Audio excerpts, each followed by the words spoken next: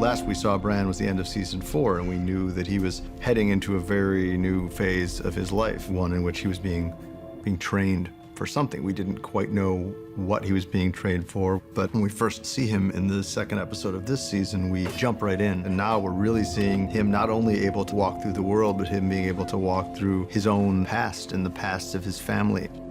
When we started working on the show, we did not want to do flashbacks because oftentimes it seems like a hallmark of kind of lazy storytelling. But that said, you know, the history of this world is so important to understanding the world and to understanding why the characters are motivated as they are and to where they're headed.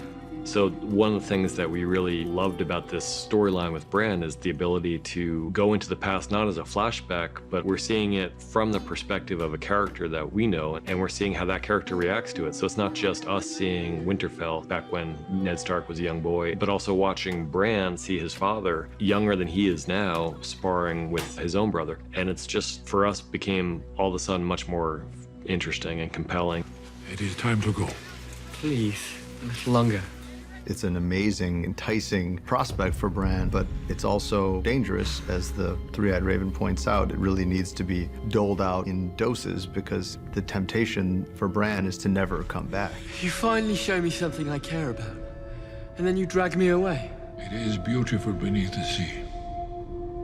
But if you stay too long, you drown. If you acquire a reputation as a mad dog, you'll be treated as a mad dog. Taken out back and slaughtered for pig feed. My lords, Lady Walder has given birth. A boy. Certainly from the time that Ramsay heard that Roost's new wife is pregnant, he knew there was a threat to his ascendancy. And from that moment on, Ramsay knows that his position's in jeopardy because he might be a naturalized Bolton, but whatever child Roose has with Walda is going to be a natural born, you know, from the get-go, a legitimate Bolton. So that starts to make Ramsay nervous. And beyond all that, you know, one thing he certainly learned from his father is that if you have a chance to seize power, you seize it, and there's no time like the present. You'll always be my firstborn. Thank you for saying that. It means a great deal to me. It was certainly not something that was just a spur-of-the-moment decision. In fact, we see that when we see young Lord Karstark watching it, he's not surprised by what's happened, so he's clearly in on it. Ramsay learned certain things from his father. He certainly learned ruthlessness. The one thing about Roose, though, is that Roose planned everything very carefully, and he understood the importance of alliances.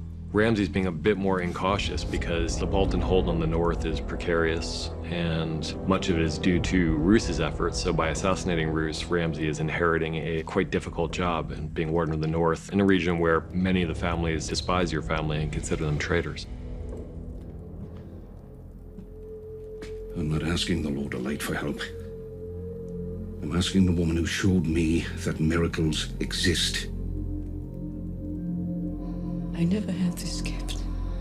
Have you ever tried?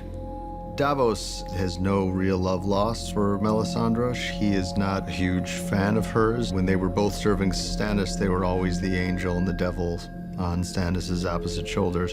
He's seen what she's capable of. He's seen her do many impossible things.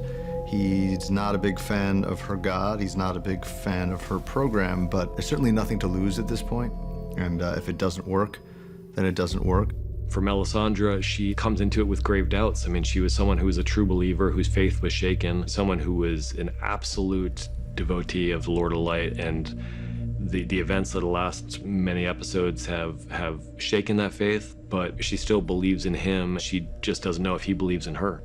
And so she comes to Jon Snow's body with the tiniest hope that maybe if she says the right words, if she says them with enough belief, with enough passion, the Lord will listen to her.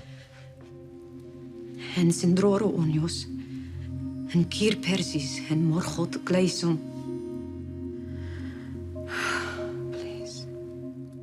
Well, first, Melisandre believes she's failed, and that's what Tormund believes. I think he's the first to walk out. That's what Ed believes. And Davos finally gives up. It's kind of like you're applying the paddles to the patient who suffered cardiac arrest, and the paddles don't work. It was the last-ditch thing, but we can't get a pulse back, and he's gone.